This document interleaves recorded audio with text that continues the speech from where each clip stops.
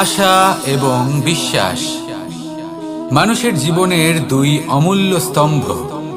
এটাই হলো ঢাল এবং এটাই হলো অস্ত্র। এটাই আমাদের রক্ষা করে এবং এটাই আমাদের জীবনের পথ প্রশস্ত করে। কিন্তু ছোট একটা সমস্যা আছে। এবার যদি আপনি বটবৃক্ষের থেকে এই আশা রাখেন যে এ আমাকে ফল দেবে, তাহলে সেই আশা ভঙ্গ হওয়াই স্বাভাবিক। আর যদি আপনি বিশ্বাস করেন যে খেজুর গাছ আপনাকে ছায়া প্রদান করবে, তাহলে সেই বিশ্বাসও অবশ্যই ভঙ্গ হবে। তাহলে কি করা উচিত?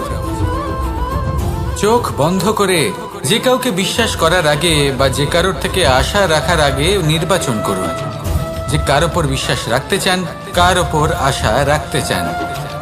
তবে আমি তো বলবো যে বিশ্বাস করতে হলে নিজের ওপর করুন, যে এই সংসারে এমন কোনো কাজ নেই যা আপনি করতে পারেন না। আর শুধু কর্ম করতে থাকুন আর ভরসা রাখুন ঈশ্বরের ওপর, যে উনি আপনার কর্ম দেখবেন আর আপনাকে আপনার কর্মফল অবশ্যই দেবেন, আপনাকে সাফল্য দেবেন।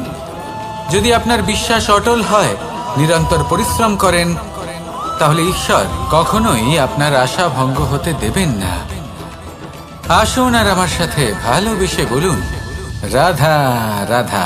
আমরা আনন্দ লাভের জন্য ভালোবাসি মা বাবাকে, ভাই বোনকে, পরিবার পরিজনকে, বন্ধুকে, প্রেমিকাকে। আমরা চাই যে সকলে যেন আপন হয়ে থাকেন, আমাদের কাছে থাকেন। কিন্তু মানুষের একটা প্রবৃত্তি আছে যে তিনি যা লাভ করে ফেলেন তার মূল্য তিনি বুঝতেই পারেন না। যদি আপনার বাড়ির কাছে একটা মিষ্টি জলের সরোবর থাকে বা সুন্দর নদী থাকে, তাহলে জলের গুরুত্বটা কি আপনি তা বুঝতেই পারবেন না। সেইখানে আপনি যদি কোনো একটা মরুভূমিতে যান, আপনি অনুভব করতে পারবেন যে এক একটা ফোঁটা জলের কি গুরুত্ব, তার মূল্য কি।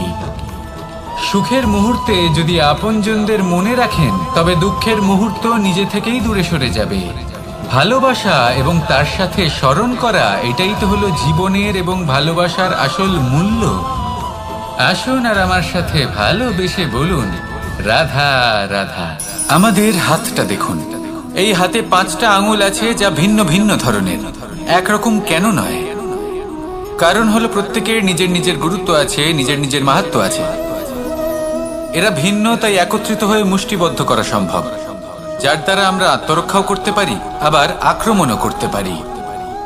যদি 5টি আঙুল সমান হতো, তাহলে মুষ্টিবদ্ধ হতে পারত না, নিজেদের মধ্যে বিভ্রান্তির সৃষ্টি করত। এবার এরকমই কিছু আমাদের সংসারেও হয়। আমাদের দেশ, যেখানে একটি ভূমির ওপর ভিন্ন ভিন্ন ধর্মের মানুষ বাস করেন, ভিন্ন ভিন্ন জাতি, ভিন্ন ধর্ম, ভিন্ন ভাষা।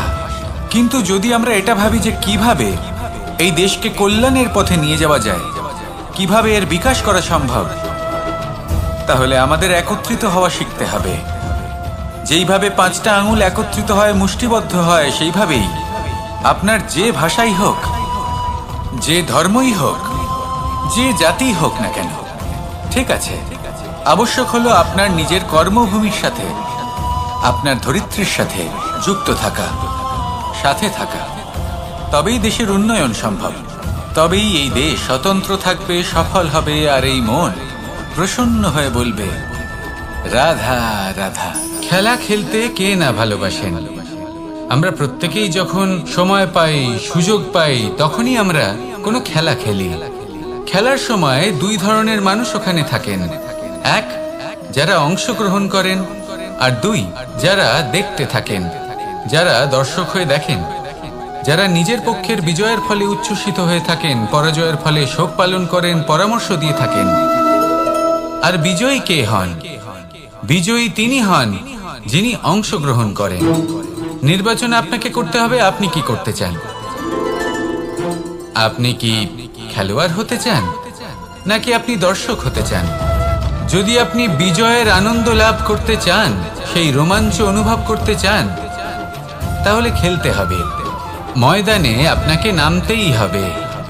পরাজয়ের সম্ভাবনার ভয়ের সাথে আপনাকে লড়াই করতেই হবে, বিপক্ষের আহ্বানকে স্বীকার করতেই হবে, খেলোয়াড় হয়ে উঠতে হবে। তবেই এই বিজয়ের সম্ভাবনা থাকবে। আসলে কি, দর্শক হয়ে পরামর্শ দেওয়া অত্যন্ত সহজ, ময়দানে নেমে অংশগ্রহণ করা অত্যন্ত কঠিন। আর এখানে যেটা সহজ তা আপনাকে বিজয়ের পথে কখনোই নিয়ে যাবে না। আসুন আমার সাথে ভালোবেসে বলুন, রাধা রাধা। এই সংসারে এমন কখনোই হবে না যে আপনি কিছু একটা করলেন কিন্তু তার মূল্য আপনাকে দিতেই হলো না।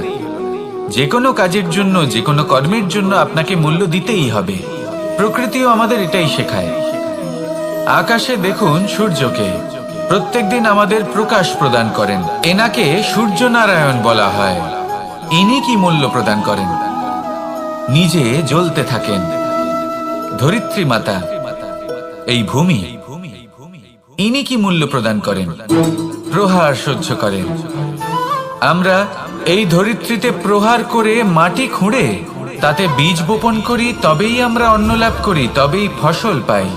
জীবনে যদি আপনাকে সফল হতে হয়, সম্মান পেতে হয়, যশ পেতে হয়, তাহলে আপনাকে মূল্য দিতেই হবে। যদি আপনি সাফল্য লাভ করতে চান তাহলে দিন রাত আপনাকে ত্যাগ করতে হবে, যেখানে সমগ্র সংসার সন্তোষ অনুভব করছে আর আপনাকে করতে হচ্ছে পরিশ্রম। যদি আপনি সম্মান প্রাপ্ত করতে চান তাহলে আপনাকে সেই সুখ ত্যাগ করতে হবে যা সবার কাছে রয়েছে। যদি আপনি যশ লাভ করতে চান তাহলে নিজের অন্তরকে মেরে ফেলা আপনাকে শিখতে হবে, তবেই আপনি যশ লাভ করবেন। জীবনে শুধুমাত্র ধন মূল্যবান নয়, কিন্তু এই যে মূল্যের কথা আমি বলছি সেটা যদি আপনি দিতে পারেন তাহলে নিশ্চিত রূপে এটা আপনাকে আরো মূল্যবান করে তুলবে, নিশ্চিত রূপে গড়ে তুলবে। তাহলে এটাই করুন আর আমার সাথে ভালোবেসে বলুন, রাধা রাধা। মানুষের শরীর থেকে যা কিছু নির্গত হয় সবই পচনশীল, তা থেকে দুর্গন্ধ বেরোয়, একটা ঘৃণাবোধ জন্ম নেয়। আমাদের রক্ত হোক, অবশিষ্ট হোক, ঘাম হোক, নিঃশ্বাস হোক, আবার এমনকি যখন আমরা মনুষ্য শরীর ত্যাগ করি তারপরেও এই শরীরেও পচন ধরে, তার থেকে দুর্গন্ধ বেরোয়। কিন্তু বিষয়টা হলো এটা আমাদের হাতেই নেই। তাহলে আমাদের হাতে কি রয়েছে? আমাদের কর্ম, আমাদের উদ্দেশ্য আর আমাদের বাণী। যদি এইগুলো শুভ রাখেন তাহলে শুধু নিজে সুগন্ধিত থাকবেন না, এই সমগ্র সংসারকে সুগন্ধিত করে তুলবেন। কথায় আছে যে বাণীর থেকে অধিক মূল্যবান আর কিছুই নেই।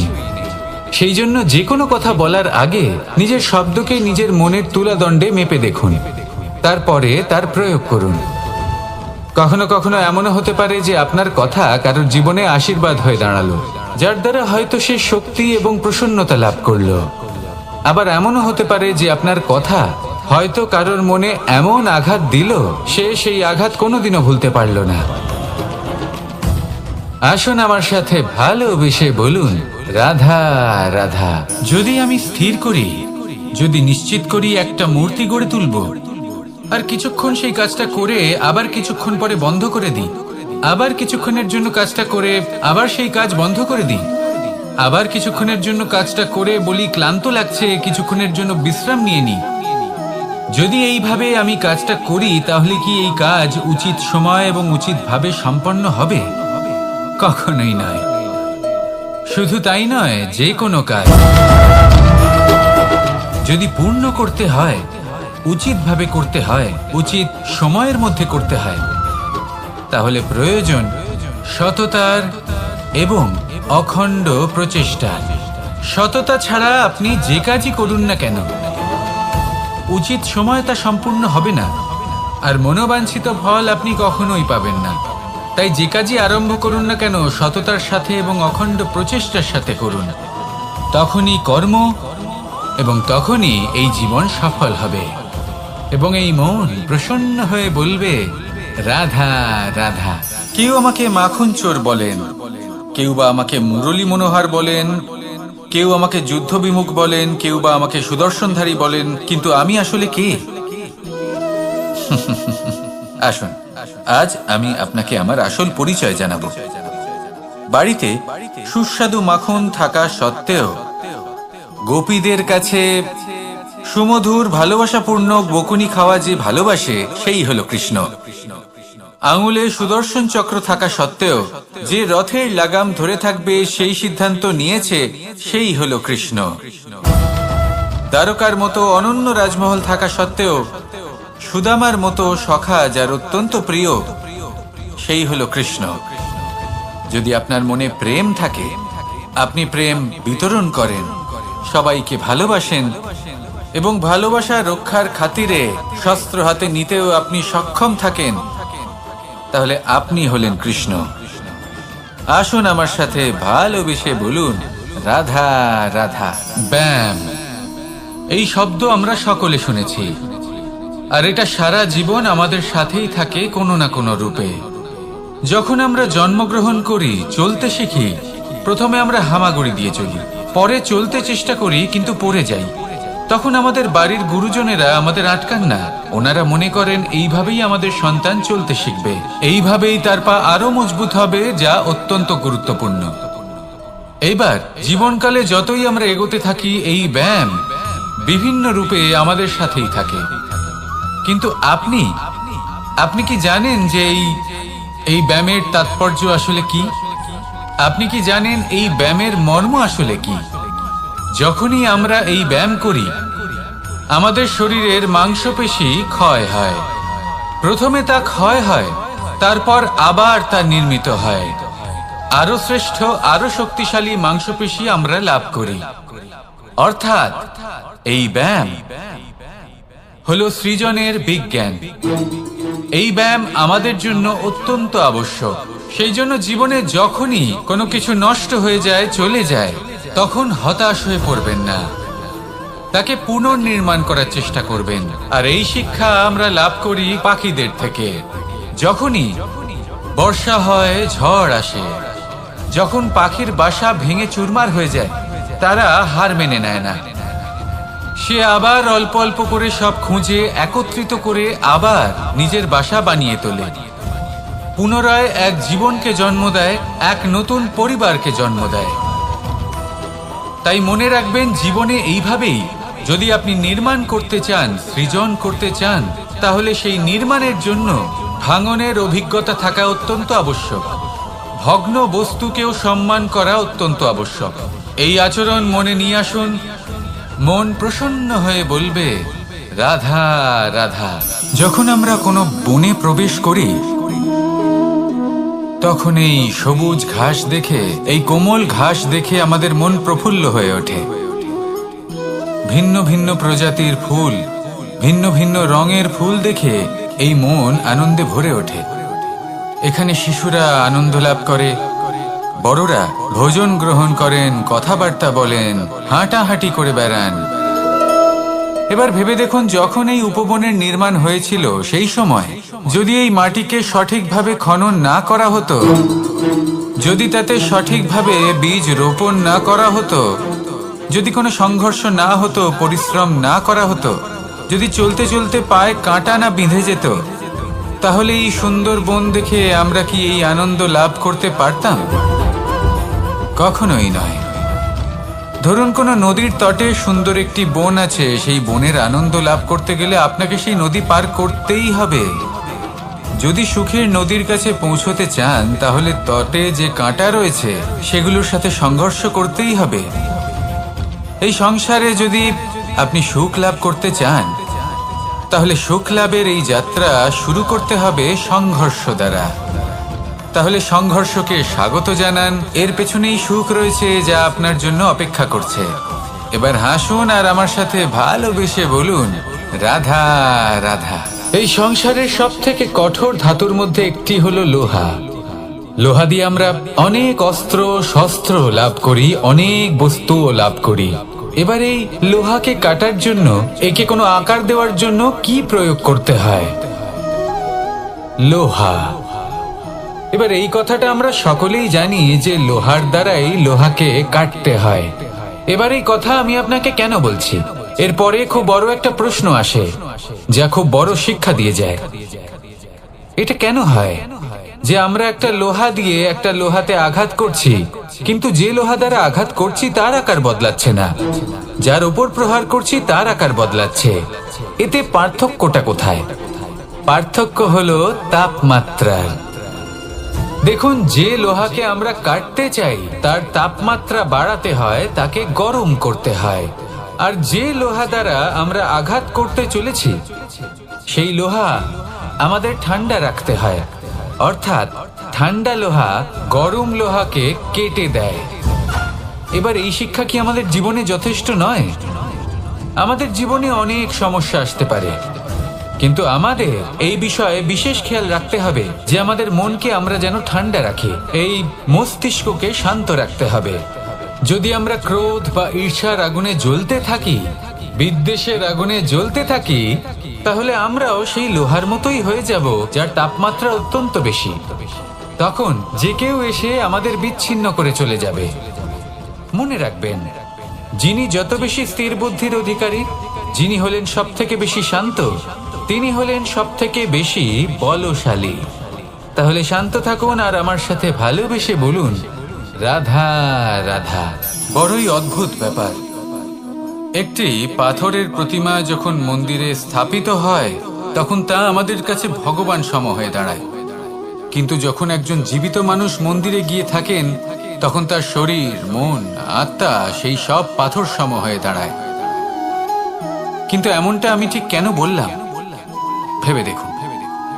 মানুষ এটা চান যে কোনো পরিস্থিতি, যে কোনো স্থানেই তার বিজয় হোক, কিন্তু এখানে এসে সে পরাজিত হয়। এরকম ঠিক কেন হয়?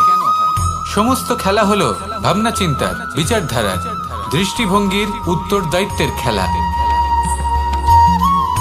পাষাণের এই প্রতিমা, তার একটি উত্তরদায়িত্ব আছে, আশা ধরে রাখার দায়িত্ব। সেই আশা জানিয়ে মানুষ মন্দিরে আসেন। তেমনি মানুষের একটি উত্তরদায়িত্ব আছে যেটা সে ভুলে যায়।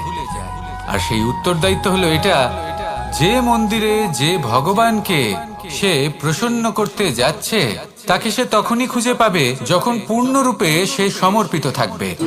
যদি মনে সমর্পণের ভাব না থাকে তাহলে ভগবান কখনো প্রসন্ন হবেন না। নিজের উত্তরদায়িত্ব বোঝার বদলে মানুষ শুধু একটা অনুষ্ঠান পালন করেন। যেমন ফুলের একটা মালা অর্পণ করেন আর সেই কারণেই তিনি পরাজিত হন। আপনি ফুলের মালা অর্পণ করুন, প্রসাদ অর্পণ করুন, কিন্তু মনের মধ্যে পূর্ণ সমর্পণের ভাব থাকা প্রয়োজনীয়। তবেই আপনি মন্দিরে গিয়েও প্রাণবন্ত হয়ে থাকতে পারবেন, তবেই ঈশ্বরকে প্রসন্ন করতে পারবেন। আসুন আমার সাথে ভালোবেসে বলুন, রাধা রাধা। সময় এবং ধন, একটা যা প্রকৃতি আমাদের দান করেন আর একটা যা আমরা নিজেরা অর্জন করি। কিন্তু যখন হারিয়ে ফেলার প্রসঙ্গ আসে তখন আমরা এই দুই একসাথে হারিয়ে ফেলি। এই সময় যদি আপনি গুনতে থাকেন তাহলে তা এমনিও নষ্ট হয়ে যাবে, কারণ সময় গণনা করতে আপনি যে সময় ব্যতীত করেন তা তো এমনিই নষ্ট হয়ে যায়। এই সময়কে যদি আপনি একত্রিত করার চেষ্টা করেন তাহলে তা সম্ভব হবে না। সময়ের বিষয়ে শুধু একটাই কথা বলবো, আপনি যদি একে ব্যবহার করেন তাহলেই জীবনে বৃদ্ধি হবে। ধনের সাথেও এটাই হয়। কথায় আছে যে এই ধনের দ্বারাই ধন অর্জন করা সম্ভব। যদি আপনি এই ধনের যত্ন নেন এবং একে সামলে রাখেন তাহলে ধন আপনাকে সামলে রাখবে। এবার সময় আমরা প্রচুর পরিমাণে পাই, কিন্তু তার অর্থ এটা নয় যে আমরা তা নষ্ট করি। বাস্তব অর্থে সময় তা অত্যন্ত মূল্যবান। এর সদ্ব্যবহার করা যদি আপনি শিখে যান তবে এই সময়ও আপনাকে অবশ্যই অতি মূল্যবান করে তুলবে। আসুন আর আমার সাথে ভালোবেসে বলুন, রাধা রাধা। জীবনে যখন কোনো ব্যক্তি নিজের লক্ষ্য প্রাপ্তির জন্য নিরন্তর পরিশ্রম করতে থাকেন, চেষ্টা করতে থাকেন, তখন তিনি কষ্ট অনুভব করেন, কখনো শারীরিক কষ্ট, কখনো মানসিক কষ্ট। এবার উনি এটা ভাবতে থাকেন যে আমি কি উচিত করছি নাকি অনুচিত করছি। কারণ অন্যদিকে এমন একজন ব্যক্তিও আছেন যিনি একদমই পরিশ্রম চেষ্টা করছেন না। তিনি মদিরা পান করেন, বিলাসিতায় জীবন কাটান, অলস প্রকৃতির হয়ে ওঠেন, নিদ্রাতে বিলীন হয়ে থাকেন আর ভাবেন যে তিনি সুখ লাভ করছেন। কিন্তু এরকম কেন হয়? কারণ যখন আমরা সৎ পথে থাকি, উচিত পথে চলি, লক্ষ্য প্রাপ্ত করার জন্য চেষ্টা করতে থাকি, তখন আমাদের ভেতরে থাকা নেতিবাচক শক্তি এবং পাপ এই দেহকে ত্যাগ করে দেয়। আর এই অনুভূতিটাই আমাদের দুঃখের অনুভূতি দেয়, কষ্ট দেয়। এবার সেখানে যদি আমরা কুপথে চলি, অনুচিত পথে চলতে থাকি, তাহলে আমাদের ভেতরে থাকা পুণ্য এবং ধনাত্মক শক্তি আমাদের দেহ ত্যাগ করে দেয়। আর এই অনুভূতির কারণেই আমরা সুখ অনুভব করি। কিন্তু কখনো ভাববেন যে এই সুখ বেশি সময় পর্যন্ত থাকে না। সেই জন্য সবসময় মনে রাখবেন, যদি আপনি জানেন যে এটাই আপনার লক্ষ্য, এটাই উচিত পথ, শুভ পথ, তাতে নিরন্তরভাবে এগিয়ে যেতে চেষ্টা করতে থাকুন। এই কষ্ট আপনাকে সুখের পরাকাষ্ঠায় কখন পৌঁছে দেবে তা আপনি জানতেই পারবেন না। আসুন আমার সাথে ভালোবেসে বলুন, রাধা রাধা। প্রত্যেক মানুষ নিজের জীবনে হীরক তথা হিরে এবং দর্পণ এই দুই দেখেছেন। এই দুই হলো সাদা এবং এরা দুজনেই আলোর প্রতিফলন ঘটায় এবং এরা দুজনেই উজ্জ্বল হয়ে ওঠে। আপনি হয়তো মনে মনে ভাবছেন যে এটা কি ধরনের তুলনা করছি। একটা হিরে তো রত্ন, তার মূল্য দর্পণের থেকে অনেক গুণ বেশি। কিন্তু হিরে থাকাতে দর্পণের মূল্য কিন্তু কোনো অংশে কমে যায় না, তাই না? মানুষ যখন হিরে নিজের হাতে নেয় তখন সবার আগে কি খোঁজে? দর্পণ, যাতে তার মধ্যে দিয়ে দেখে সে বুঝতে পারে যে সেই হিরে আদৌ তার শোভাবর্ধন করছে কিনা, তাকে ভালো দেখাচ্ছে কিনা, প্রসাধনের জন্য সেটা ব্যবহার করা ঠিক হবে কিনা। অর্থাৎ হীরের উপস্থিতিতে দর্পণের গুরুত্ব কম হলো না। দর্পণের কারণে হীরের মূল্য বোঝা গেল। আমাদের জীবনেও ঠিক এরকমই ঘটে। আপনারা যদি সংসারে নিজের আশেপাশে দেখেন, এমন অনেক মানুষ দেখতে পাবেন যারা নিজেদের ক্ষেত্রে মহান স্থানে পৌঁছেছেন, নিপুণ এবং শ্রেষ্ঠ হয়েছেন। আর তাদের মধ্যে আপনার নিজের মনে হয় যেন আপনি হলেন দর্পণ। নিজেকে ছোট মনে করবেন না। আপনার মূল্য কম হচ্ছে না, আপনার নিজস্ব মূল্য আছে। আর যদি আপনার অস্তিত্ব না থাকে তাহলে ওনাদের অস্তিত্বের মূল্য সংসার বুঝতেই পারবে না। জীবনে সবসময় চেষ্টা করবেন যাতে আপনি আরো বেশি শ্রেষ্ঠ হয়ে উঠতে পারেন। আপনি নিজে যে স্থানে আছেন সেটাকে ছোট মনে করবেন না, তারও নিজস্ব একটা মূল্য আছে। যদি আপনি হিরে হয়ে থাকেন তাহলে অহংকার করবেন না। যদি আপনি দর্পণ হয়ে থাকেন তাহলে নিজেকে ছোট মনে করবেন না। আসুন আর আমার সাথে ভালোবেসে বলুন, রাধা রাধা। মানুষ জন্মগ্রহণ করে, তার সাথে ভয়েরও জন্ম হয়। ছোটবেলা থেকেই আমাদের মনে কোনো না কোনো প্রকারের ভয় থেকেই যায়। কেউ এই বিষয়ে ভয় পায় যে তার কোনো বস্তু তার থেকে দূরে চলে যাবে। কেউ এই বিষয়ে ভয় পায় যে আমি নিজেকে হারিয়ে ফেলব। কেউ এই ভেবে ভয় পায় যে আমার প্রিয়জনেরা তারা যেন আমার থেকে দূরে না চলে যায়। কেউ এই ভেবে ভয় পায় যে আমরা যেন পথ না হারিয়ে ফেলি, আদি ইত্যাদি। কিন্তু সত্যি কথা বলতে ভেবে দেখুন, এই ভয় বাস্তবে কি? শুধুই একটা মনস্থিতি, আর কিছুই নয়। যা কিছু আপনি জীবনে পেয়েছেন তা একদিন আপনাকে হারাতে হবে। এই জীবন হলো আপনারই, কিন্তু তাও একদিন সমাপ্ত হবে। তাই ভয় পেয়ে কি লাভ? এই ভয় শুধু আপনাকে জীবন যাপন করা থেকে বাধা দিচ্ছে, আর কিচ্ছু নয়। পথ হারিয়ে ফেললেই বুঝতে পারবেন যে নতুন পথ কিভাবে বানাতে হয়। কিছু মানুষকে জীবন থেকে হারালে তবেই আপনি বুঝবেন যে আপনার আপনজনকে। এই ভয়ের কারণে ভীত হয়ে থাকবেন না। এই তারা নক্ষত্র অন্ধকারের অভাবে গুরুত্ব হারায়। শিবকেও মহাদেব হওয়ার জন্য বিষ পান করতে হয়েছিল। প্রত্যেক পরিস্থিতি, প্রত্যেক সাফল্য আপনার পরীক্ষা নেবে। তাতে উত্তীর্ণ হওয়া হলো আপনার কর্ম। যখনই আপনি ভয় পাবেন বা সংকটের সম্মুখীন হবেন, তখন সাহসের সাথে তার সম্মুখীন হন। মনে রাখবেন, যে সম্মুখীন হতে জানে সাফল্য তার সাথে সবসময় থাকে। আসুন আর আমার সাথে ভালোবেসে বলুন, রাধা রাধা।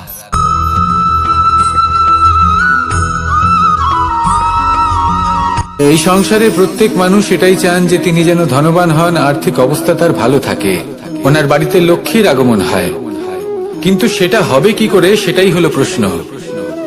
কেউ বলেন যে যদি পরিশ্রম করো তাহলে ধন অর্জন সম্ভব, কেউ বলেন যে যদি বিদ্যা লাভ হয় তবেই ধন অর্জন সম্ভব, কেউ বলেন যে যদি বলশালী হও তবেই সম্পন্ন থাকবে। ভালো কথা, যদি তাই হয়ে থাকে তবে দিনমজুর সারা দিন পরিশ্রম করেন, তিনি কেন ধনী হন না? অনেকজন বিদ্বান মানুষ আছেন এই সংসারে, তারা কেন ধনবান হন না? অনেক সংখ্যক বলশালী ব্যক্তি আছেন, তাদের কাছে ধন নেই কেন? তাদের কেন ধনের অভাব হয়? আবার এমনও কিছু মানুষ আছেন যারা পরিশ্রম করেন, তারা দিনমজুর, কিন্তু তারা ধন অর্জন করতে পারেন। কিছু বিদ্বান ব্যক্তি আছেন যাদের কাছে অধিক মাত্রায় ধন রয়েছে, কয়েকজন বলশালী ব্যক্তি রয়েছেন যাদের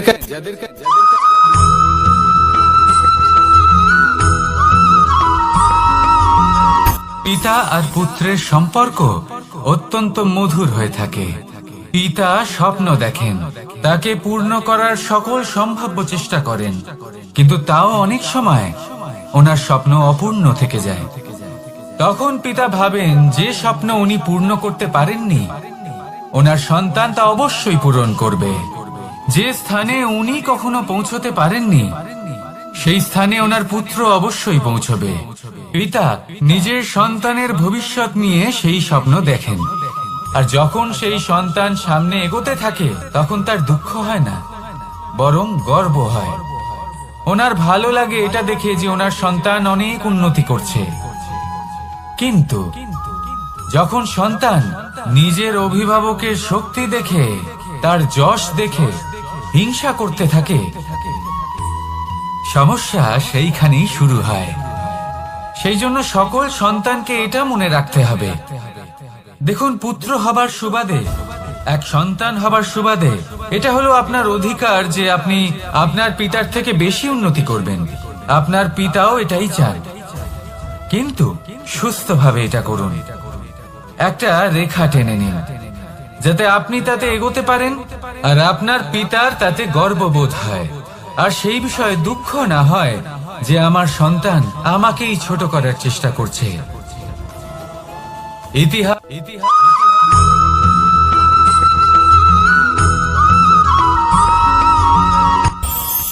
এই সংসারে আমরা প্রকাশ কোথা থেকে পাই?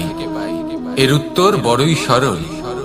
ভোরে যখন সূর্যোদয় হয় তখন প্রকাশের কিরণ আমাদের ঘরে এসে পৌঁছয়, এইভাবেই আমরা প্রকাশ লাভ করি। এবার এই প্রকাশের আলোতেই আমরা সারাদিনের কাজ সম্পন্ন করি। সন্ধে হয়ে যায়, সূর্যাস্ত হয়ে যায়, আর আমাদের ঘর যাতে অন্ধকার না হয় তার জন্য আমরা একটা প্রদীপ প্রজ্বলিত করি। এটাই ঘটে আমাদের জীবনেও। এবার প্রবাহমান আয়ুর সাথে আমরা আমাদের অন্তরে যদি একটা প্রদীপ প্রজ্বলিত করে নিই, তাহলে বিষয়টাই অন্যরকম হবে। এবার আপনি বলবেন কোন প্রকাশের কথা বলছি যা আমাদের অন্তরে জাগ্রত করা সম্ভব? আমাদের আত্মার মাঝে প্রেমের প্রকাশ জাগ্রত করার কথা বলছি, কারণ আমাদের এই জীবন এও হলো দিনের আলোর মতো। আজ প্রকাশ আছে, কিন্তু কোনোদিন অবশ্যই অস্ত হবে।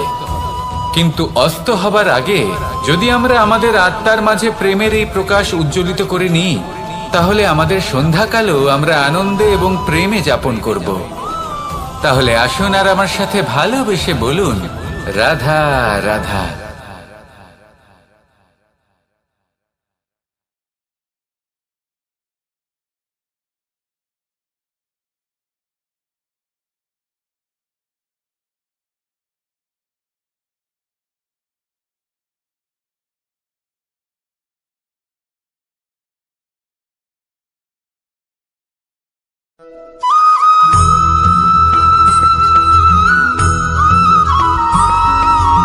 আমাদের শরীর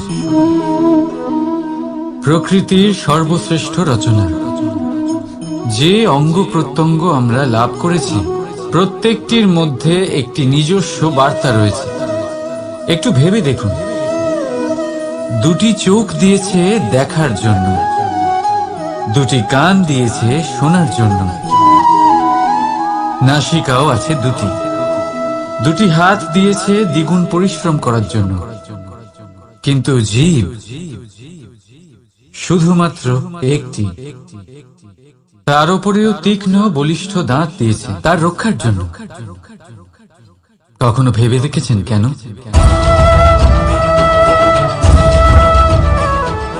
কারণ শব্দ আর শব্দের প্রয়োগ মানুষের সবচেয়ে বড় অস্ত্র, যার প্রয়োগ যত ভেবে চিন্তে করা যায় মানুষ তার জীবনে ততটাই উপরে উঠতে পারে। তাহলে মনে রাখুন, দেখুন, শুনুন আর বুঝুন বেশি, বলুন কম। রাধা রাধা।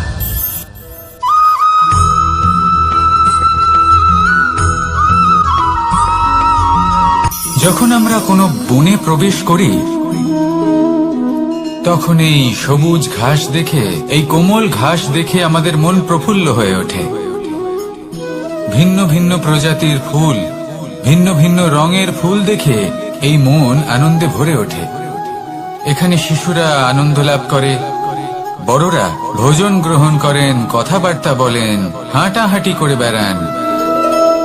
এবার ভেবে দেখুন, যখন এই উপবনের নির্মাণ হয়েছিল সেই সময় যদি এই মাটিকে সঠিকভাবে খনন না করা হতো, যদি তাতে সঠিকভাবে বীজ রোপণ না করা হতো, যদি কোনো সংঘর্ষ না হতো, পরিশ্রম না করা হতো, যদি চলতে চলতে পায়ে কাঁটা না বিঁধে যেত, তাহলে এই সুন্দর বন দেখে আমরা কি এই আনন্দ লাভ করতে পারতাম? কখনোই নয়। ধরুন কোনো নদীর তটে সুন্দর একটি বন আছে, সেই বনের আনন্দ লাভ করতে গেলে আপনাকে সেই নদী পার করতেই হবে।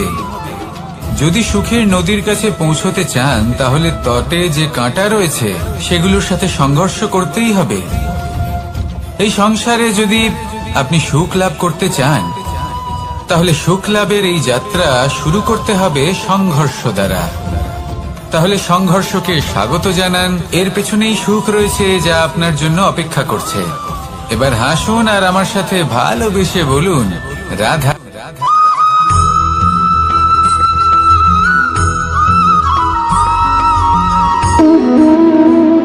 সম্পর্ক হলো আমাদের জীবনের একটি আধার। কিছু সম্পর্ক এমন যা আমরা জন্মসূত্রে লাভ করি, যেমন পরিবার, মা, বাবা। কিছু সম্পর্ক আছে যা আমরা জীবনে অর্জন করে থাকি, তা সে প্রেমের হোক, স্নেহের হোক বা বন্ধুত্বের। এই সকল সম্পর্ক লাভ করার বা গড়ে তোলার 5টি ধাপ রয়েছে। প্রথম ধাপ, কোনো ব্যক্তির সাথে আলাপ হওয়া, তার সাথে কথা বলা বা তাকে দেখা। দ্বিতীয় ধাপ, সে ব্যক্তিকে আমাদের ভালো লাগা। তৃতীয় ধাপ, আমাদের এটা চাইতে শুরু করা যে জীবনে এই ব্যক্তি যেন আমাদের বন্ধু হন, আমাদের জীবনে থাকেন, বা আমাদের কাউকে ভালোবেসে ফেলা। আর এটা আমাদের ভাবা বা চাওয়া যে সেই ব্যক্তি যেন আজীবন আমার সাথে থাকেন, আমার জীবনে আমার সাথী হয়ে। চতুর্থ ধাপ, লাভ করা। এবার এই ধাপটি অনেক মানুষের পক্ষেই খুবই সরল হয়, বড়ই সরল ভাবে নিজেদের সঙ্গীকে লাভ করে থাকে। কিছু মানুষের জন্য এই ধাপ অত্যন্ত কঠিন হয়ে থাকে। অনেক প্রতিকূল পরিস্থিতির উপর জয়লাভ করে তারা সঙ্গীকে লাভ করেন, কিন্তু লাভ অবশ্যই করেন। এরপরে আসে পঞ্চম, অন্তিম এবং সব থেকে গুরুত্বপূর্ণ ধাপ। সেটা হলো সেই সম্পর্ক পালন করা। এটা হলো এমন এক বিষয় যা প্রত্যেক মানুষের শেখা উচিত। যদি ব্যক্তি নিজের জীবনে সম্পর্ক রক্ষা করতে শিখে যান, তবে প্রত্যেক সম্পর্ক তার জীবনকে স্বর্গ করে তুলবে। আসুন আর আমার সাথে ভালোবেসে বলুন রাধা রাধা।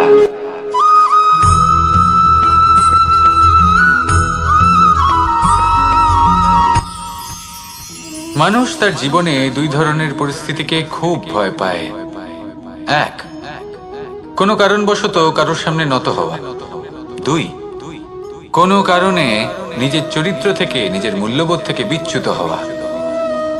এবার কেন হয় এরকম যে কথায় কথায় কারোর সামনে নত হতে হয়? কেন বারংবার নিজের চরিত্র থেকে চ্যুত হতে হয়? এরকম কেন হয়? এটা তখনই হয় যখন আমাদের শিক্ষা এবং মূল্যবোধের অভাব থাকে। যদি মানুষের মধ্যে প্রকৃত শিক্ষা থাকে তাহলে এই সংসারে কোনো সময় এবং কারোর সামনেই নত হওয়ার কোনো প্রয়োজন নেই। যদি মানুষের মধ্যে মূল্যবোধ থাকে তাহলে তাকে নিজের মূল্যবোধ বা চরিত্র থেকে বিচ্যুত হতে হয় না, তা সে যাই হয়ে যাক না কেন। কোনো বালককে যদি জন্ম থেকেই সুশিক্ষার অধিকারী করা হয়, শিক্ষিত করা হয়, মূল্যবোধের অধিকারী করা হয়, তবে সে এই সংসারে এমন কর্ম করবে যাতে সে নিজেকে, নিজের পরিবারকে, সমগ্র সমাজকে গর্বিত করতে পারে। শিক্ষা লাভ করুন, মূল্যবোধ লাভ করুন এবং আমার সাথে ভালোবেসে বলুন, রাধা রাধা।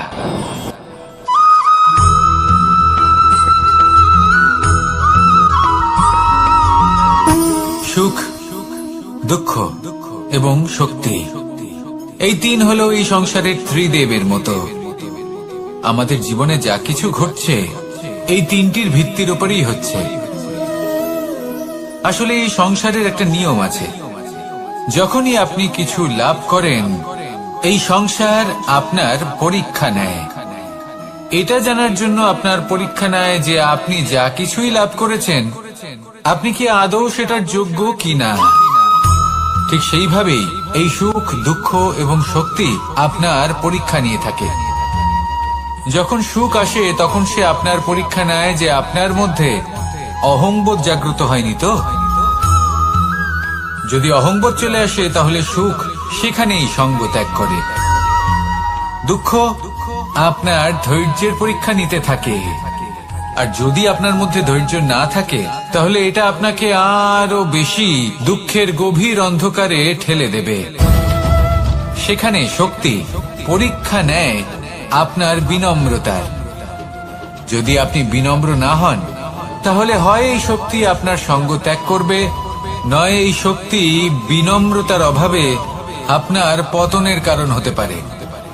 এই সংসারে যে কোনো ব্যক্তি যিনি এই পরীক্ষায় উত্তীর্ণ হয়ে থাকেন এই জীবনে তিনি সাফল্য লাভ করেন। আসুন আমার সাথে ভালোবেসে বলুন, রাধা রাধা।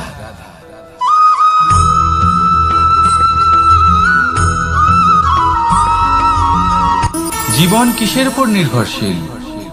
ধনের উপর। বৈভবের অনুভব যদি আপনি করতে চান তাহলে তা পাবেন শুধু একতার দ্বারা, সংগঠনের দ্বারা। যদি আপনাকে উদাহরণ দিই, নিজের এই হাতটাকে দেখুন, 5টা আঙুল রয়েছে।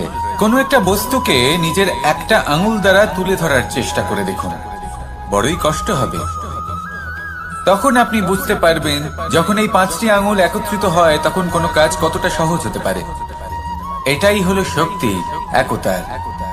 সব থেকে ভালো উদাহরণ যদি আপনাকে দিই তাহলে বাঁশি। এই বাঁশি থেকে অত্যন্ত মধুর সুর নির্গত হয় যা সবার মন প্রসন্ন করে দেয়। এই কথা সত্যি, কিন্তু এই বাঁশি আমি একটা বা দুটো আঙুল দিয়ে বাজাতে পারবো না। আমাকে প্রত্যেকটা আঙুল ব্যবহার করতেই হবে, তবেই এর থেকে মধুর সুর নির্গত হবে যা সকলকে প্রসন্ন করবে, ঠিক কিনা? ঠিক এইভাবেই যদি আপনি চান যে আপনার জীবনরূপী বাঁশি থেকেও মধুর সুর নির্গত হোক বা সবার মনকে প্রসন্ন করে তুলুক, তাহলে আপনাকেও জীবনে একতা নিয়ে আসতেই হবে। আপনি একাও কর্ম করতে পারেন, পথ চলতেও পারেন, সামনেও এগোতে পারেন, সাফল্যও লাভ করতে পারেন।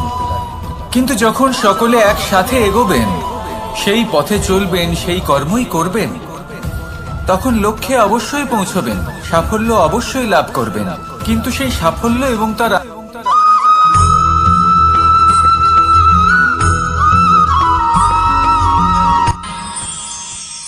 আমরা সবাই সূর্যকে সম্মান কেন করি?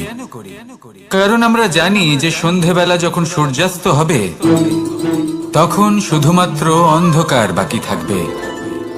ঠিক কিছুটা এরকমই হয় আমাদের মাতা পিতাও, যিনি আমাদের জন্ম দেন, আমাদের ভরণ পোষণ করেন, আমাদের বড় করেন, আমাদের প্রেম প্রদান করেন।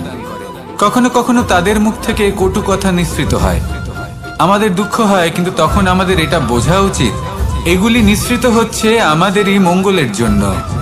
যেমন সূর্যদেব, উনিও উত্তাপ দিয়ে থাকেন আমাদেরই মঙ্গলের জন্য, যাতে ফসল পাকতে পারে। যাতে জল বাষ্প হয়ে মেঘ হতে পারে, বৃষ্টি হতে পারে, আর এই সংসারে নিরন্তর জলের প্রবাহ থাকে। আমাদের মাতা পিতা, তাদের কঠোর আচরণ, তাদের কঠোর অনুশাসনের পেছনে লুকিয়ে থাকে ওনাদের ভালোবাসা। আমাদের তা বুঝতে হবে, সসম্মানে ওনাদের গ্রহণ করতে হবে। কারণ ঠিক সূর্যাস্তের পরে যেমন চতুর্দিক অন্ধকারচ্ছন্ন হয়ে যায়, তেমনি আমাদের জীবন থেকে যখন আমাদের মাতা পিতা চলে যায়, তখন আমাদের জীবনেও শুধু এবং শুধুমাত্র অন্ধকারই ছেয়ে থাকে। সেই জন্য নিজের মাতা পিতাকে সম্মান করুন, ওনাদের ভালোবাসা প্রদান করুন। এই মন আর এই জীবন প্রসন্ন হয়ে বলবে, রাধা রাধা।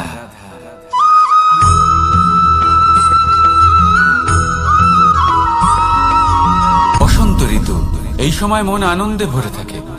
এমন মনে হয় যেন আমরা আকাশে বিচরণ করতে চলে যাই, কিন্তু সেটা তো সম্ভব নয়। সেই জন্য হয়তো আমরা ঘুড়ি ওড়াই, এই ঘুড়িকে নিজেদের প্রতিরূপ মনে করে। এবার অনেক মানুষ আছেন যারা ঘুড়ি ওড়ান, কিন্তু এই কর্মের সারমর্ম কি সেটা কজন বুঝতে পারেন? আপনি এটা মনে করুন যে আপনি হলেন সেই ঘুড়ি, আর এই সুতো যিনি ধরে রয়েছেন তিনি হলেন পরমাত্মা। আর এই সুতো যেখান থেকে শুরু হয়, সেই লাটাই হলো আমাদের কর্মচক্র। এবার আপনি নিজেই অনুমান করুন যে এই উড়ান কার ওপর নির্ভরশীল? পরমাত্মার ওপর আর আপনার কর্মের ওপর। যদি পরমাত্মা আপনার হাত ধরে থাকেন, আপনার সাথে থাকেন, যদি আপনি শুভ কর্ম করতে থাকেন, আপনি এই আকাশে উড়তে থাকবেন। কিন্তু কোথাও যদি পরমাত্মার সাথে এই বন্ধন ছিন্ন হয়, আপনার কর্মচক্র খারাপ হয়ে যায় বা থেমে যায়, তাহলে আপনার এই ঘুড়ি কেটে যাবে আর দূরে কোনো গাছের ডালে গিয়ে আটকে যাবে। তাই শুধুমাত্র ঘুড়ি ওড়াবেন না, তার থেকে শিখুন, পরমাত্মার সাহচর্যে থাকুন, সবসময় শুভ কর্ম করতে থাকুন আর সবসময় এই আকাশে উড়তে থাকুন। আসুন আর আমার সাথে ভালোবেসে বলুন, রাধা।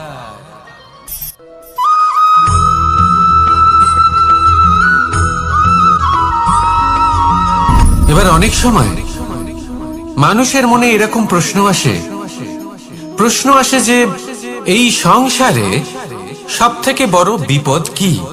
কেউ বলে ধর্ম সংকট, আবার কেউ বলে প্রাণের উপর আসা সংকট। প্রত্যেক মানুষের জীবনে বিভিন্ন সংকট আসে, আর এই সমস্ত সংকট অত্যন্ত বিচিত্র হতে পারে। এই সমস্ত সংসার হলো সংকট দ্বারা পরিপূর্ণ। ঠিক আছে, আপনাকে একটা উদাহরণ দিই। একজন ধনী ব্যক্তি, এবার ওনার জীবনে সংকট কি হতে পারে? সংকট এটাই যে কেউ তার সম্পত্তি চুরি না করে নেয়, আমরা বুঝতে পারছি। এবার একজন চোর, তার জীবনে সংকট কি হতে পারে? যে চুরি করার সময় সে যদি তার একটা কাশি চাপতে না পারে, তাহলে সে ধরা পড়ে যেতে পারে, ঠিক কিনা? আবার অনেক সময় এমনও হয় যে যার জন্য আমি সংকট, সেও আমার কাছে সংকট। যেমন এই পরিস্থিতিতে দেখুন, সংকট হলো সংকট, এ তো জীবনে থাকবে, কিন্তু এর সম্মুখীন কিভাবে হওয়া যায়? খুব সরল, সব এটার ওপর নির্ভর করে, মনের ওপর। এই মনকে নিয়ন্ত্রণ করলে সব ঠিক থাকবে। এবার যদি ধনী ব্যক্তি মনকে নিয়ন্ত্রণ করে ফেলেন, নিজের অর্থের ব্যবহার শুভ কাজের জন্য, সমাজের সেবার জন্য বিকাশ করতে করেন, ওই অর্থকে একত্রিত করে না রাখেন, তাহলে চুরির সমস্যা, এই সংকট সেখানেই কেটে যাবে। এবার যদি কথা বলি সেই চোরের, তাহলে চোর যদি নিজের মনকে সংযত করে নেয়, যদি নিজের কর্মকে নিয়ন্ত্রণ করতে পারে, তাহলে এমন কোনো স্বর নেই যা ওকে ধরা পড়তে বাধ্য করবে। সেই জন্য জীবনে সংকট যতই আসুক, যত বড়ই সংকট আসুক না কেন, কবচ হলো একটাই, আর এই কবচের নাম হলো আত্মনিয়ন্ত্রণ। নিজের মনকে নিয়ন্ত্রণে রাখতে শিখুন। এটা নিজের জীবনে প্রয়োগ করে তো দেখুন। যদি আপনি করতে পারেন তবে আপনি দেখবেন যে সংকট তো জীবনে আসা যাওয়া করে, কিন্তু সেই সংকটগুলির সম্মুখীন আপনি এইভাবে করতে পারবেন। তাহলে সেটাই করুন আর আমার সাথে ভালোবেসে বলুন, রাধা রাধা।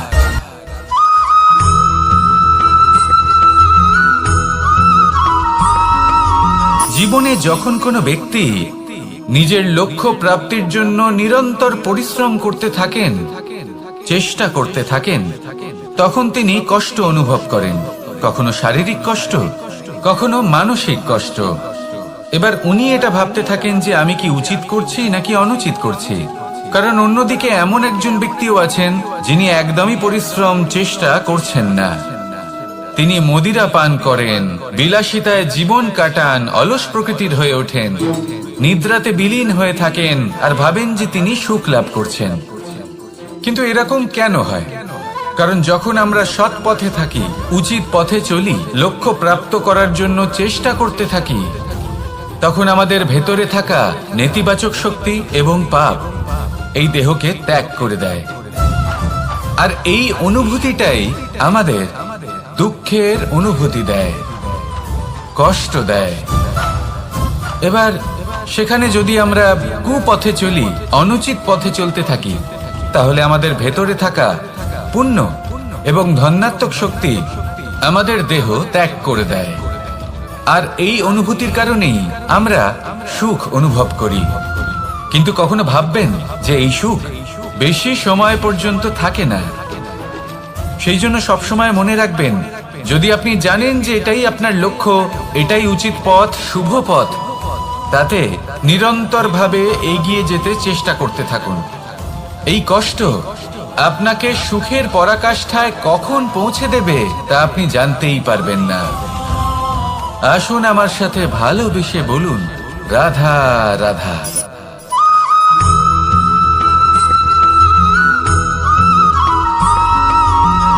মানুষের মানসিকতা এমন হয় যে সে যতটা করে আশা করে যে তার থেকে অনেক বেশি তার বদলে সে পাবে। দেখুন, সবকিছুই আপনার ভাবনা চিন্তার উপর নির্ভর করছে।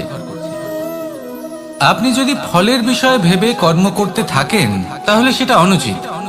জীবনের আসল আনন্দ হলো নিজের কর্ম করতে থাকা, ফলের চিন্তা করা উচিত নয়। যদি আপনি এরকম ভাবেন যে আমি এতটা করছি, আমার এতটা পাওয়া উচিত, সেই ভাবনা অনুচিত। যদি আপনি সেবার মানসিকতা নিয়ে কর্ম করতে থাকেন, কর্মচক্রে প্রবাহিত হন, যদি আপনি এমন ভাবনা রাখেন যে আমি এতটা পাচ্ছি তাই এর থেকে অনেক বেশি আমি কর্ম করব, তাহলে নিশ্চিত রূপে আপনি যতটা করছেন তার থেকে অনেক বেশি আপনি পাবেন, আপনার আশার থেকে অনেক বেশি আপনি পাবেন। শুধু জীবনে অনেক বেশি কাজ করতে থাকুন, ফলের চিন্তা করবেন না। আর মনে রাখবেন, এই ভাবনাই সব থেকে বড় বীজ। কর্মের উপর বিশ্বাস রাখুন, জীবনে যা যা আপনি চান সবই সুখময় হবে। আসুন আর আমার সাথে ভালোবেসে বলুন, রাধা রাধা।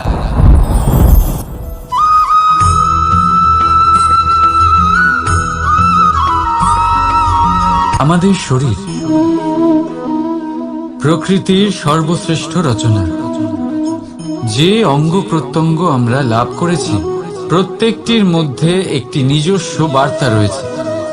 একটু ভেবে দেখুন, দুটি চোখ দিয়েছে দেখার জন্য, দুটি কান দিয়েছে শোনার জন্য,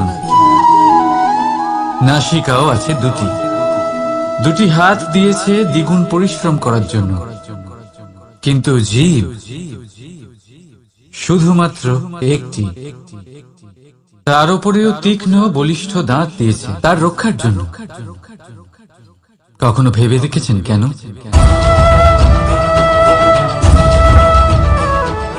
কারণ শব্দ আর শব্দের প্রয়োগ মানুষের সবচেয়ে বড় অস্ত্র, যার প্রয়োগ যত ভেবে চিন্তে করা যায় মানুষ তার জীবনে ততটাই উপরে উঠতে পারে। তাহলে মনে রাখুন, দেখুন, শুনুন আর বুঝুন বেশি, বলুন কম। রাধা রাধা।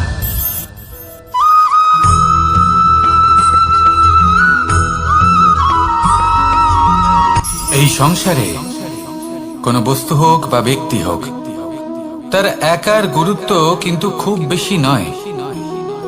একটা উদাহরণ হিসেবে বৃষ্টির ফোঁটাকে ভেবে দেখুন। যদি একটি বৃষ্টির ফোঁটা হয় তাহলে তার খুব বেশি গুরুত্ব থাকে না, কিন্তু যখন সহস্র বৃষ্টির ফোঁটা মেঘের মধ্যে দিয়ে ঝরে পড়ে তখন সেটা বর্ষার রূপ ধারণ করে। সেই বর্ষা যা এই প্রকৃতিকে শান্ত করে। সেইভাবেই পাথরের ছোট টুকরো, তার খুব বেশি গুরুত্ব থাকে না, কিন্তু যখন অসংখ্য পাথরের টুকরো একত্রিত হয় তখন তা পর্বতের আকার ধারণ করে। সেইভাবেই কিছু মানুষ যখন একত্রিত হন তখন তৈরি হয় পরিবার, কিছু পরিবার যখন একত্রিত হয় তখন তৈরি হয় সমাজ, যখন অনেক সংখ্যক সমাজ একত্রিত হয় তখন তৈরি হয় রাজ্য। এবার এই রাজ্যের সব থেকে গুরুত্বপূর্ণ ব্যক্তি হতে পারেন রাজা, কিন্তু তাও সেই রাজা একা কিছু করতে পারেন না। যুদ্ধ লড়ার সময় তারও নিজের সৈন্যদলকে প্রয়োজন পড়ে। কিন্তু এই সংসারে এমন একজন ব্যক্তি আছেন যিনি একাই সব কাজ করতে থাকেন, এবং সেই ব্যক্তি হলেন মা। আমাদের জীবনে একজন পিতার ভূমিকা কিন্তু নিঃসন্দেহে অমূল্য, কিন্তু আমাদের সকলের জীবনে যে ভূমিকা একজন মায়ের তা অন্য কারোর থাকে না। একজন মা একাই সন্তানকে বড় করতে পারেন, সংস্কারী করে তুলতে পারেন, তার জন্য পরিশ্রম করেন। আর এত কিছু কাজ করার পরেও তার কাজের জন্য তিনি প্রশংসা অবশ্য পান না। উল্টে যদি সেই সন্তান অনুচিত পথে চালিত হয়, অনুচিত কর্ম করে, তখন সেই মাকেই অপবাদের পাত্র হয়ে উঠতে হয়।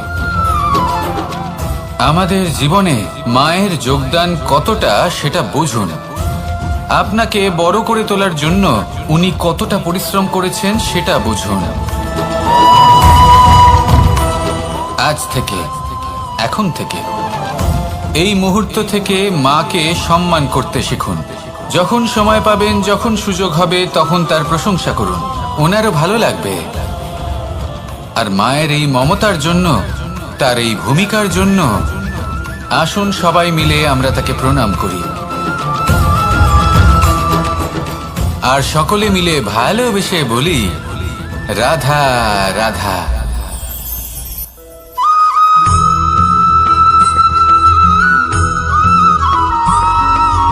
ফিরে আসছিলেন এবং তাদের ফেরার পথে হঠাৎ করে কোথাও থেকে একটি বাছুর চলে এলো।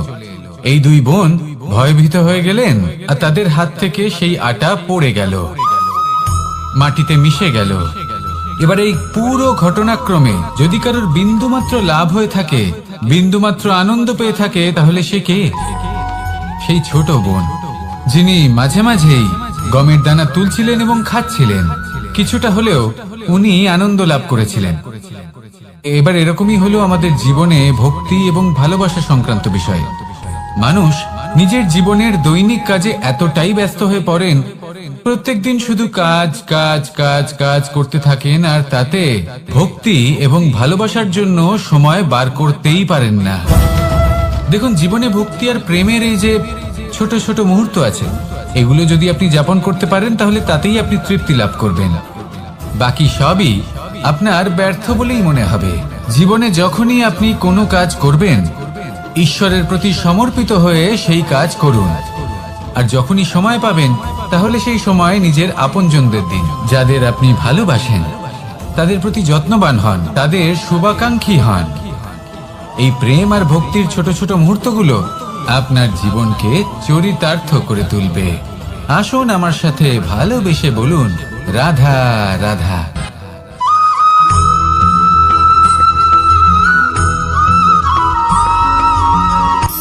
শক্তি, শক্তি অর্জন করা এতটা কঠিন নয় যতটা শক্তি লাভ করার পরে সেই শক্তি সামলানো কঠিন হয়। কারণ যেই মানুষ শক্তি লাভ করে তার মনে গর্ববোধ জন্মায়, জন্মায় অহংকার, জন্মায় জেদ। তাই শক্তি প্রাপ্ত করার সাথে বিনম্র থাকাও অত্যন্ত আবশ্যক। আর এটা আমাদের শেখা উচিত বৃক্ষের থেকে। বৃক্ষ যা আমাদের ফল দেয়, বৃক্ষ যা যত ফল দেয় ততটাই ঝুঁকে যায়। আমরা পাথর মারি ওই বৃক্ষের থেকে ফল প্রাপ্ত করার জন্য। সেই পাথরের মার সহ্য করেও বৃক্ষ আমাদের ফল দেয়। কোনো গর্ববোধ নেই, কোনো অহংকার বোধ নেই, আর সেই জন্য এই বৃক্ষের পুজো করা হয়। এটাই হলো মাহাত্ম্য, শক্তির সাথে বিনম্রতা। যদি এই শক্তি সৃজন করে থাকে, সাহায্য করে থাকে, সম্বল হয়ে থাকে, তবেই সেই শক্তি উপযুক্ত। আর নয়তো সেই শক্তি একদিন আপনাকে আসক্ত অবশ্যই করবে। তাহলে শক্তি অবশ্যই অর্জন করুন, কিন্তু তার সাথে সেই শক্তি সামলানোর মতো বিবেকও আপনাকে অবশ্যই জাগ্রত করতে হবে। তাহলে আসুন আমার সাথে ভালোবেসে বলুন, রাধা রাধা।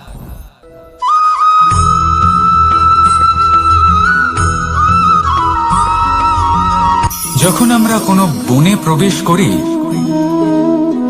তখন এই সবুজ ঘাস দেখে, এই কোমল ঘাস দেখে আমাদের মন প্রফুল্ল হয়ে ওঠে।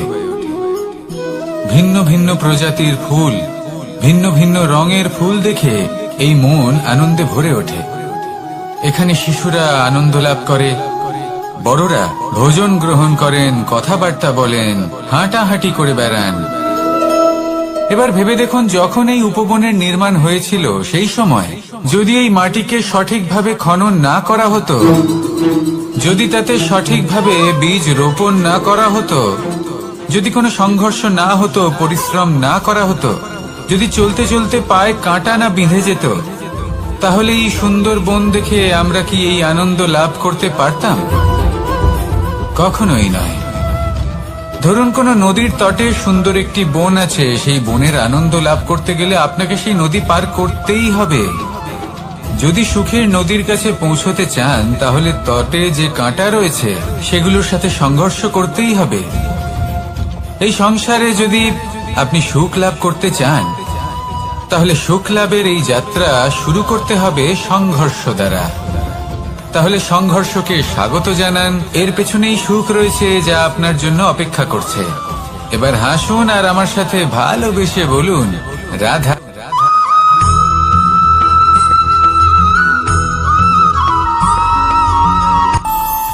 আমাদের মনে যখন কোনো প্রশ্ন ওঠে, কোনো দ্বন্দ্ব জাগে, তখন আমরা যাই আমাদের গুরুর কাছে, আমাদের আরাধ্যের কাছে গিয়ে জিজ্ঞেস করি।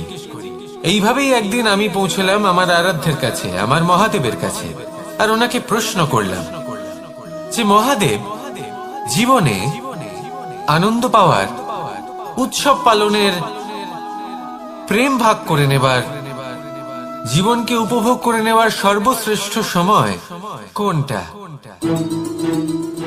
মহাদেব হাসলেন আর উনি বললেন, জীবনে উৎসব পালনের সব থেকে শ্রেষ্ঠ দিন হলো মৃত্যুর ঠিক আগের দিনটা। প্রেম ভাগ করে নেওয়ার সব থেকে শ্রেষ্ঠ মুহূর্ত হলো মৃত্যুর ঠিক আগের মুহূর্ত।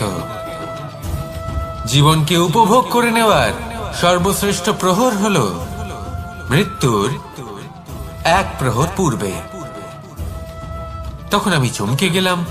আমি বললাম, কিন্তু মহাদেব, মৃত্যু তো অনিশ্চিত, আমরা জানিও না কবে আমাদের মৃত্যু হবে। মহাদেব আবার হাসলেন। উনি বললেন যে যদি আমরা এভাবে জীবন কাটাই যে আমরা জীবনের প্রত্যেক দিন, প্রত্যেক মুহূর্ত, প্রত্যেক প্রহর শেষ বলে মনে করি, তাহলে আমাদের সমস্ত জীবন আনন্দের সাথেই অতিবাহিত হবে। কি বলেন?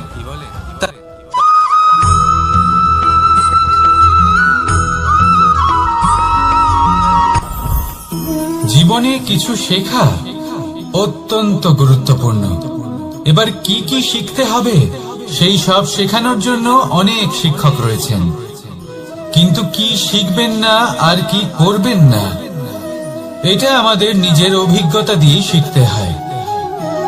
কিন্তু তার মানে এটা নয় যে যদি আপনাকে শিখতে হয় যে আগুনের তাপ কতটা, আপনাকে আগুনের মধ্যে হাত দিতে হবে। না, অন্য কারোর অভিজ্ঞতা দ্বারাও শিখতে পারেন। প্রশ্ন শুধুমাত্র একটাই যে আপনি কি শিখতে চান নাকি চান না। যদি আপনি এটাই ভাবেন যে আমি শুধুই নিজের অভিজ্ঞতা দ্বারাই শিখতে চাই, তাহলে জীবনকাল ছোট মনে হবে, অনেক কিছুই শিখতে পারবেন না। তাই নিজের সাথে সাথে বড়দের অভিজ্ঞতার দ্বারাও শেখা শুরু করে দিন। এই সংসারের অভিজ্ঞতা দ্বারা শিখতে শুরু করে দিন। আর এটা নিশ্চিত রূপে শেখা আবশ্যক যে কখন কি করবেন না, কোথায় থামতে হবে আর কোথায় থামবেন না।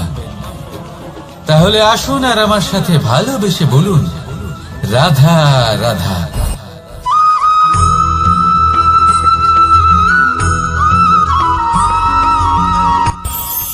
এই সংসারে আমরা প্রকাশ কোথা থেকে পাই? এর উত্তর বড়ই সরল। ভোরে যখন সূর্যোদয় হয় তখন প্রকাশের কিরণ আমাদের ঘরে এসে পৌঁছয়। এইভাবেই আমরা প্রকাশ লাভ করি। এবার এই প্রকাশের আলোতেই আমরা সারাদিনের কাজ সম্পন্ন করি।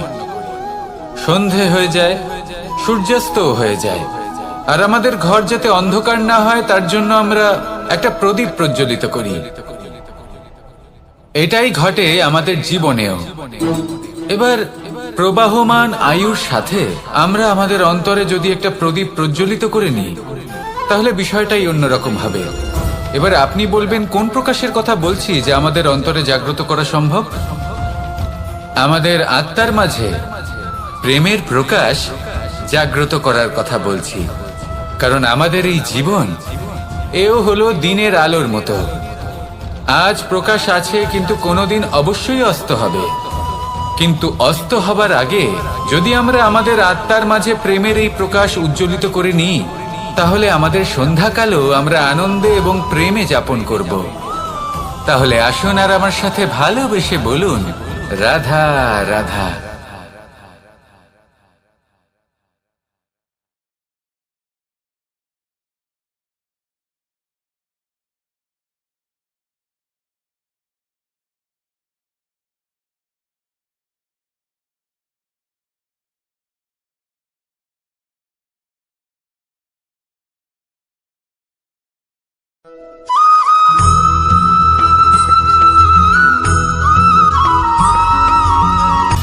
সময়, জীবন, কাল। দেখতে গেলে এই তিনটি শব্দ একটি শব্দেরই সমার্থক শব্দ মনে হয়, কিন্তু এই শব্দগুলির অর্থ কি সমান? কখনোই নয়। হ্যাঁ, এই সময় চলতে থাকে, জীবন চলতে থাকে, কালচক্র চলতে থাকে। এই সময় কেটে যায় কিন্তু এই জীবন একে যাপন করতে হয়। কি বলেন? এই জীবনে কিছু করুন বা কিছু না করুন, জীবন এমনি কেটে যাবে, আপনি জানতেও পারবেন না। কিন্তু সেটা আমাদের উদ্দেশ্য নয়, একে যাপন করতে হবে।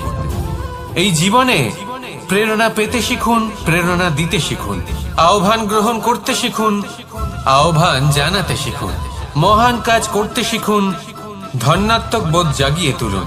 জীবন অতিবাহিত করার অর্থ কি তা আপনি শিখে যাবেন। কারণ সময় কেটে যায়, সমস্ত যুগ কেটে যায়, কিন্তু জীবনের রীতি জীবন কাটিয়ে দেওয়া নয়, জীবন যাপন করা। এই জীবন সম্পূর্ণরূপে অনুভব করতে হবে, নতুন পথ বানাতে হবে। এবারে যদি এই জীবন বাঁচার সময় একবার ভেবে দেখুন, যদি মনে প্রেম থাকে, সদ্ভাবনা থাকে, তাহলে কি হবে? এই জীবনকে বাঁচার অনুভূতিটাই অন্যরকম হয়ে যাবে, একটা আনন্দময় অনুভূতি লাভ করবেন। তাহলে এটাই করুন আর আমার সাথে ভালোবেসে বলুন, রাধা রাধা।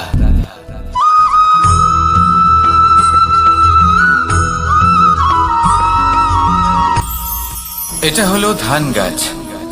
এর থেকে যে চাল উৎপন্ন হয় তা মানুষ গ্রহণ করেন। আর এটা কি?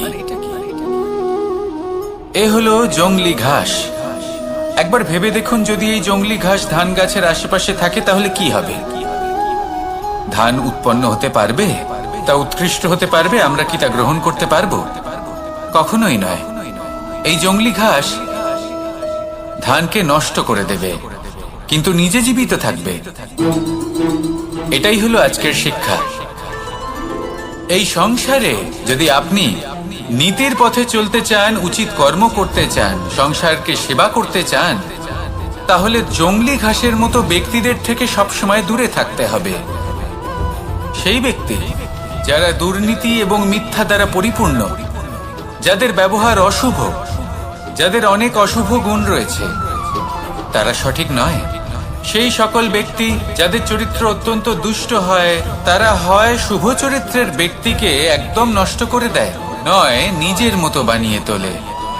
তাই যদি আপনি নীতির পথে চলতে চান, এই সংসারের জন্য শুভ কর্ম করতে চান, তাহলে সেই সঙ্গ লাভ করুন যে সঙ্গ জ্ঞানে পরিপূর্ণ, যাদের মধ্যে অনেক গুণ আছে, যাদের থেকে প্রতিদিন কিছু শিখতে পারবেন।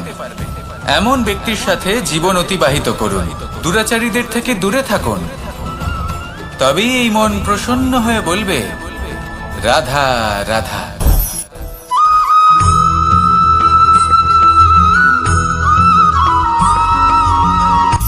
সূচের শেষে একটি ছিদ্র থাকে, যার দ্বারা আমরা এই সুতো পরাতে পারি, আর তারপর সূচের সাহায্যে এই সুতো দিয়ে বস্ত্র সেলাই করা যায়। কিন্তু যদি সুতোটা সোজা করে ধরা না হয়, তাহলে সূচে কখনো এই সুতো পরানোই সম্ভব নয়। যদি এতে কোনো গিঁট পড়ে, তখন তা কখনোই এই ছিদ্র দ্বারা প্রবেশ করা সম্ভব নয়। ঠিক এইভাবেই যদি আপনি কারোর জীবনে প্রবেশ করতে চান, কারোর অন্তরে প্রবেশ করতে চান, তাহলে আপনাকেও সহজ থাকতে হবে। এতে কোনো গিঁট থাকলে চলবে না, অর্থাৎ মনে যাতে কোনো মালিন্য না থাকে, যেন কোনো কুচিন্তা না থাকে। যদি এসব থাকে, তাহলে আপনি কখনো কারোর জীবনে প্রবেশ করতে পারবেন না। আর যদি কোনোভাবে আপনি প্রবেশ করেও যান, তাহলে তার মনে ঘর করতে পারবেন না। নিজেকে এই সুতোর মতন করে তুলুন, সহজ। মনে যেন কোনো কুচিন্তা না থাকে, সবার প্রতি যেন সদ্ভাবনা থাকে, শুভ চিন্তা থাকে। এমনটা করতে থাকুন। এমন একটা দিন আসবে যেদিন এই সমস্ত সংসারের ব্যক্তির মনে আপনি বাস করবেন, আর তখন এই মন প্রসন্ন হয়ে বলবে, রাধা রাধা।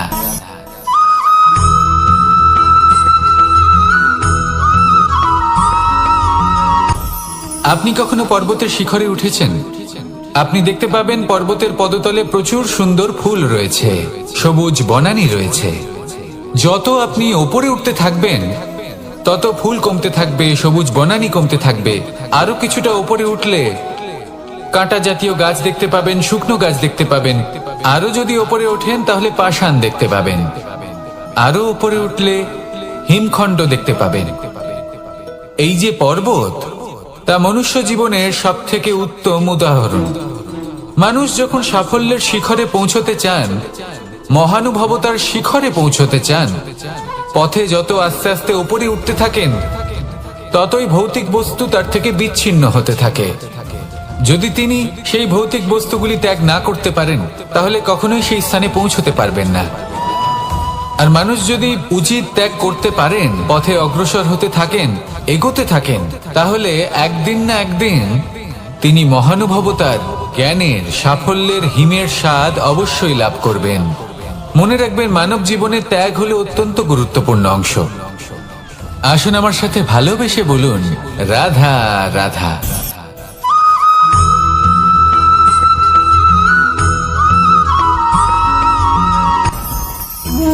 ভোজন। এবার ভোজন সংগ্রহ করার জন্য মানুষ কি না করেন, সব সময় চেষ্টা করতে থাকেন। ফসল উৎপাদনের জন্য অনেক পরিশ্রম করতে থাকেন, কিন্তু অনেক সময় অনেক পরিশ্রম করার পরেও ফসল ভালো উৎপাদন হয় না। এর কারণ কি?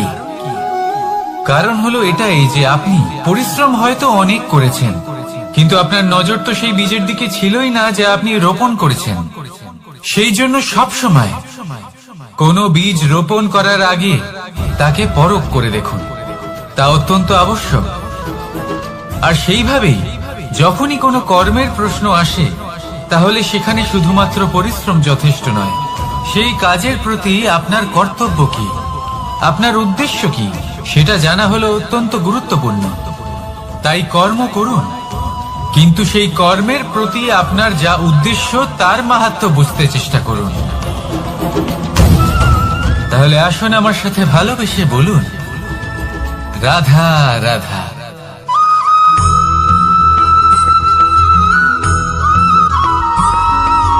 বসন্ত ঋতু, এই সময় মন আনন্দে ভরে থাকে। এমন মনে হয় যেন আমরা আকাশে বিচরণ করতে চলে যাই, কিন্তু সেটা তো সম্ভব নয়।